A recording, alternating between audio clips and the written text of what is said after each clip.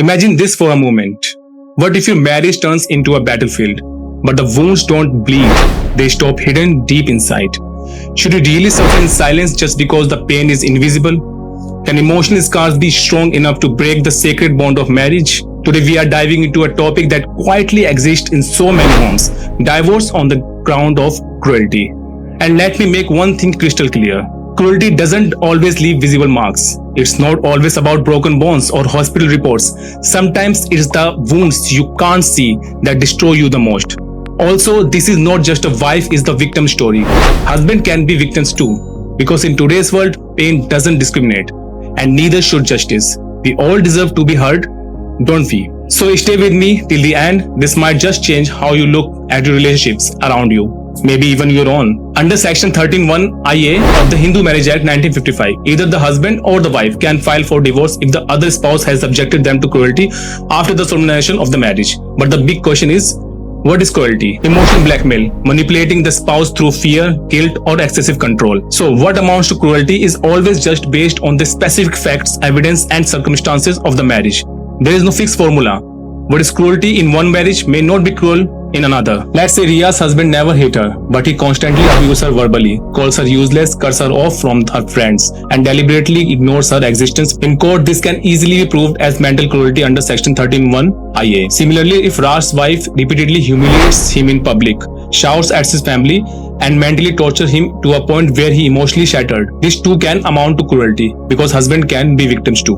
Remember, cruelty can be physical or mental or both. It can happen to either spouse.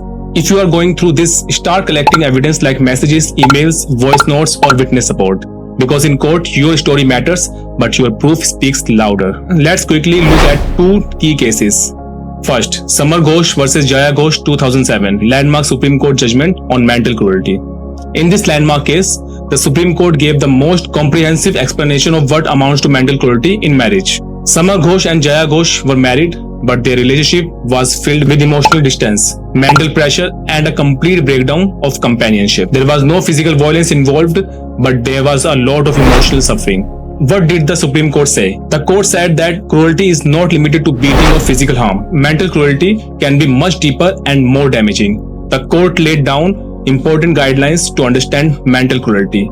Forcing a spouse into an unwanted lifestyle. Example, forcing religious practices, imposing strict restrictions, controlling personal freedom. Complete emotional isolation. For example, treating the spouse like a stranger, refusing to talk or share any emotional connection. Continuous insults and humiliation. Even small, repeated insult can add up to cruelty. Neglect and denial of basic emotional needs. For example, constantly ignoring the spouse's feeling, needs, and companionship. Mental cruelty is when one spouse's behavior makes the other lives so miserable that continuing the marriage becomes mentally unbearable. It's not about one or two incidents, it's about a pattern of behavior. In a recent Delhi High Court ruling, May 2024, a woman filed for divorce stating that her husband repeatedly threatened to commit suicide if she did not obey his demand. The husband never physically harmed her, but he emotionally blackmailed her continuously. He made life miserable by using threats as a weapon. Repeated threats of self-harm can amount to psychological cruelty. It puts extreme mental pressure on the other spouse and can destroy their emotional stability. The court also observed that modern marriage requires modern sensitivity. Mental torture is equally serious as physical violence in today's world. Threatening to harm oneself is not just emotional drama. It can legally be cruelty if it's a pattern that mentally harasses the spouse. This case shows that evolution of law, courts now understand complex emotional abuse much better than before. These cases show that cruelty can evolve with society.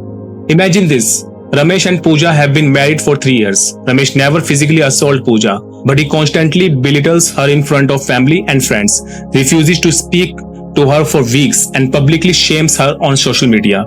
This is not just marital adjustment. This could amount to mental cruelty.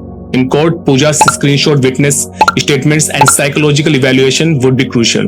Okay, now here's something to really think about. Do you believe that blocking your spouse on social media can be considered cruelty? Sounds small, right? Or is it a big deal? Drop your answer in the comments. I am waiting to see what you think. And here's a quick fire quiz for you. True or false? Only physical violence is considered cruelty under Indian law? Come on, we just shattered that myth, didn't we? Be honest, what's your answer? Tell me in the comments and let's see how many of you are really listening carefully. Also send this video to someone who needs to know their rights. You never know whose life you might change today. So what's your biggest takeaway today?